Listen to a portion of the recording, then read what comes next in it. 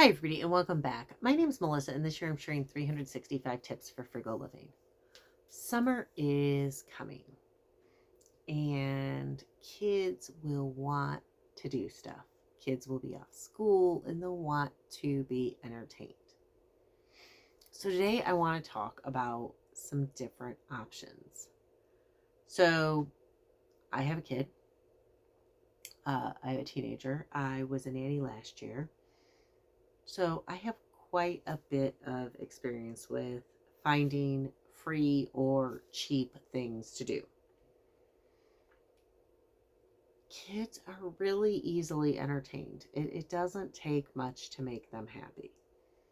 That is one of the joys of children is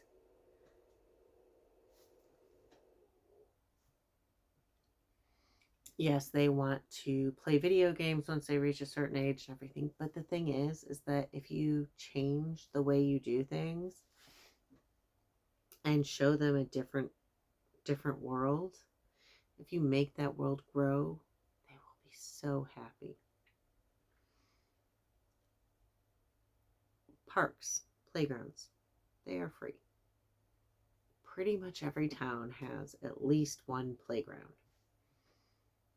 I remember when we moved to Florida, the craziest thing for my kid was the factor that for the first time in his life, he wasn't within walking distance of a park. His entire life, he had been within walking distance of not one, but two parks.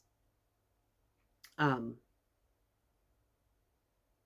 and not a long walk, like a 5 to 10 minute walk. Well, no, actually, yeah, 5 to 10 minute walk for maybe 12 if you hit the lights wrong, and had to wait to cross. But so all of a sudden he had to drive to the park, and that was like just so weird to him. It was weird to me too because I had always grown up with parks near me, and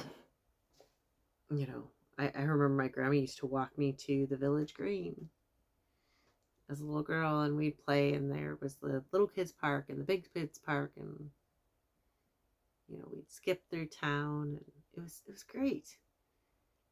I was so incredibly happy going to the playground, and it cost $0. A lot of towns now have splash pads that are also free. Kids love that. You remember when we were kids and we used to have sprinklers, and then we had like slip and slides, and we had like the fun sprinklers where like it would have like the random little things that would spray, or it would be shaped like a fire hydrant or something. Or apparently city kids. This is something I've never done. But I've met a few people who they grew up in the city, and they did the fire hydrant thing that you see in the movies, and it was supposedly really fun. But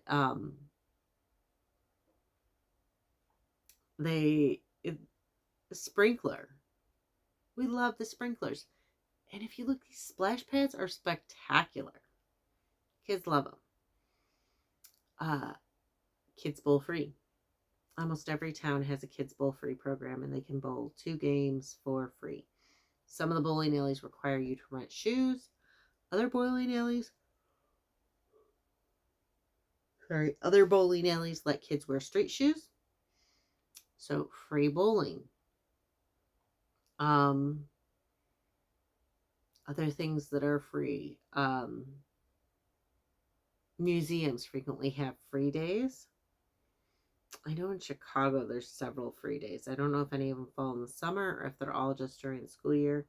Oh, that's the other thing. I don't know if it's still going on, but they had this thing for a while where if you were on government assistance, Medicaid, food stamps, or TANF, and you could show proof that you weren't on that, you could get into the museums for $3 a person. And I think if I remember correctly, it said like a family of 4, because I remember I thought it was a great thing for some of my students, but then I thought it was kind of tough because their family, they had 6 in their family, so 2 people wouldn't either have to pay or not go. Um, there are so museums have free days. A lot of places have free or discount days, but you can take your kid bowling for free in the summer. Parks are free. Splash pads are free. Those are three major, you know, big fun entertainment things. Um, Teach your kid to ride their bike. We have a kid who rides their bike. Well, he's a teenager now. All summer long, that kid is on their bike, and they they love it. Like that's their thing. Um, we kids don't ride bikes anymore. I feel like that's somewhere where uh, Gen X failed as parents. Our kids were not outside as much as we were. They just weren't. I mean, like my kid was an outside kid. I forced that issue, but it's hard to be an outside kid when you're outside all alone.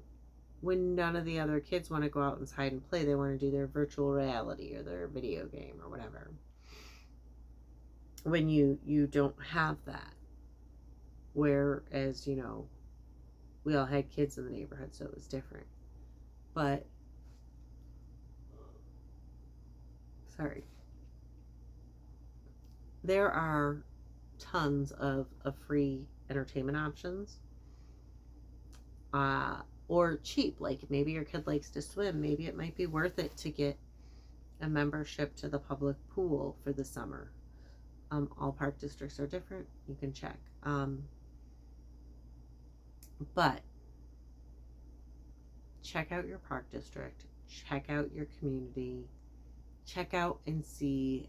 Look online for free stuff to do this summer, because there's tons of free stuff. Movies in the park, that's another thing. I mean, granted, it's like a movie that's older, but it's still a fun activity. So,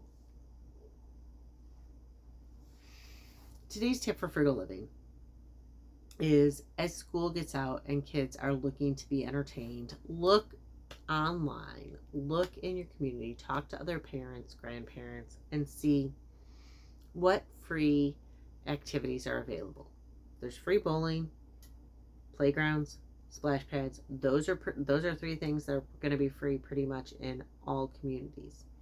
Check your museums for free museum days, including children's museums. Check your community, check your park district. Talk to other people, look on Facebook community groups.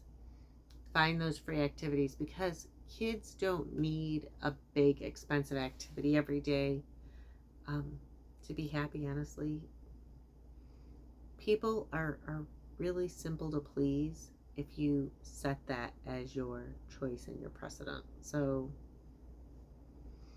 today's tip for frugal living is to reach out, look in your community, and find free stuff for the kids to do this summer. Anyways, again, my name's Melissa. This year I'm sharing 365 tips for frugal living. If you want to hear more, please hit like and subscribe, and I'll see you all tomorrow.